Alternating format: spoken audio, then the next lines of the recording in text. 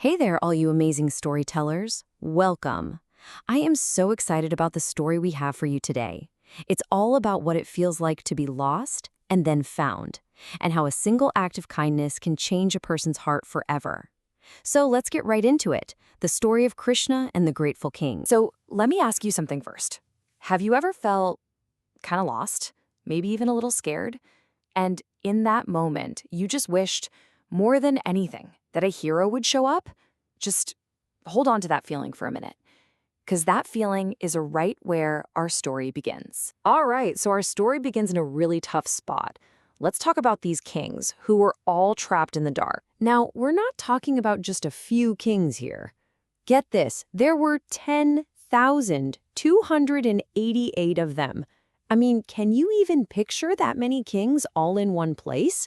They were all captured by this really powerful, not-so-nice ruler and thrown into a huge fortress, locked away from the world. And inside that fortress, gosh, things were just awful. They were starving and getting weaker every day. You know, their fancy royal clothes? They were now just dirty rags. And their faces? They were all dried up and stained from so much sadness. They were starting to lose all hope, thinking they'd be stuck in that darkness forever. But, you know, it's often when things seem the absolute darkest that something amazing happens, a glimmer of hope. So just try to imagine it. You're sitting in the dark, you feel totally alone, and then, suddenly, a light appears. It's just a flicker at first, but then it grows. A warm, beautiful glow starts to fill the whole dark place.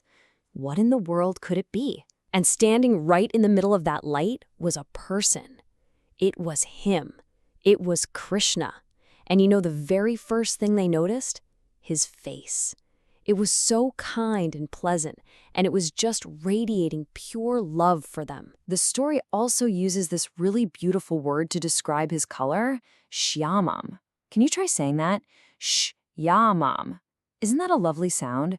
It means he was the color of a dark, beautiful rain cloud.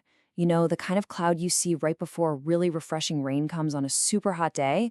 That's the color they saw. And wow, what a sight he was! His eyes were super gentle, like a lotus flower. He was wearing this amazing yellow silk and had a bright jewel on his neck that just glowed. And get this, he had 4 strong arms.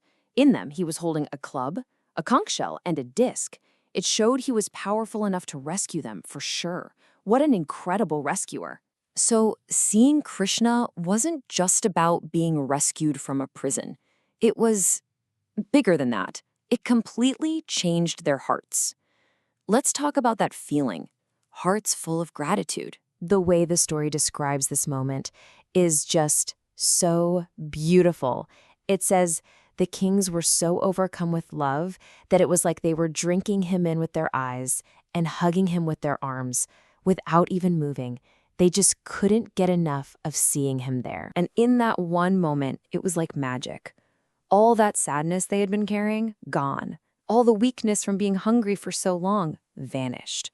All the tiredness just disappeared. Just the sight of Krishna was so powerful, it completely healed them, right there, on the spot. And right then, something inside them shifted. It was a total change of heart. See, their old way of thinking was all about my power and my pride. That's what matters. But now, they saw it totally differently. They realized that all their pride was like chasing a mirage in the desert. You know, when you're in the desert and you think you see water up ahead, but it's just a trick of the light, it's not real. They understood that their pride was just like that, an illusion that could never ever make them truly happy. So now that the king's hearts were open and ready to listen, Krishna didn't yell at them or anything like that. Nope. He spoke to them like the kindest teacher you can imagine. He offered some gentle words. He gave them a really simple 4-step guide for living a better, happier life. First, he said, protect your people with kindness. Be a good and fair ruler. Second, don't let all that power go to your head and make you proud. Third, try to be happy with whatever comes your way, the good stuff and the bad stuff. And finally, the most important part, always keep your heart focused on me. Basically, stay connected to that feeling of love and gratitude. And with that amazing advice lighting up their hearts, it was finally time for the kings to go home. So let's see how they left, carrying this new light with them. Now, Krishna didn't just unlock the door and say, "See ya." No way. He treated them like the most special guests. He had his servants draw them warm baths to wash away all the grime from the prison. They were given fresh, beautiful clothes and sparkling ornaments to wear. And then they were served a wonderful, delicious meal. He wanted to make sure they felt totally honored and cared for. And the story describes how they looked in such a cool way. All cleaned up and happy. It says the kings shone brightly. Just like the moon and the stars look extra sparkly after a rainstorm has washed the whole sky clean. That's what they looked like. All their sadness was just washed away. So they all got to ride home in these amazing, beautiful chariots. But you know what? The most important thing they carried home with them wasn't the new clothes or the memory of that great meal. Nope, it was what was happening inside their hearts. The whole journey home, they weren't thinking about power or kingdoms. They were just thinking about Krishna and all the kindness he had shared. So the kings left that prison not just free, but with a new light inside them, a light of gratitude and love. And that brings me to my last question for you. After hearing their story, if a hero came and found you when you were feeling lost, what new light would you want to carry in your heart? That's a great thing to think about. Thanks so much for joining me for this explainer.